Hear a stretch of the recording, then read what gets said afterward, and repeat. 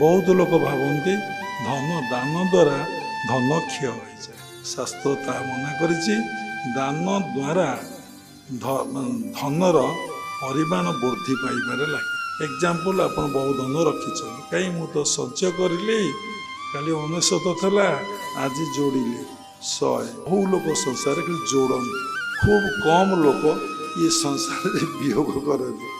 ଆଜି ମିଳୁଛି ଜାତୀୟ ଖର୍ଚ୍ଚ କରିଦିଅ। ଏକ୍ଜାମ୍ପଲ, ଆମେ ଯେମିତି ଆମ ଲାଇଫଟା କାଟି କାଟି ଆସି ଶେଷ ଭାବରେ ପହଞ୍ଚିଗଲୁ।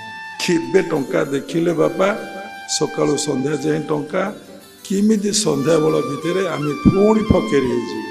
ସନ୍ଧ୍ୟା ହେଲେ ତାକୁ ସବୁ ଭଗବତ ସେବାରେ, ମାଧବ ସେବାରେ, ମାନବ ସେବାରେ। ଆକ୍ଚୁଆଲି ସେବା ହେଉଛି ଜଣେ, ସେ ହେଉଛି ମାଧବ ବା ଭଗବାନ। ସବୁରି ଭିତରେ ଭଗବାନ ନା। ମଲା ଲୋକର କ'ଣ କୋଉଠି ସେବା କରାଯାଏ? ତାକୁ ଲଗେଇଦେଲୁ, ଆଉ କ'ଣ ଅଛି? ପୁଣି ଯୋଉ ଫକୀର ସେଇ ଫକୀର।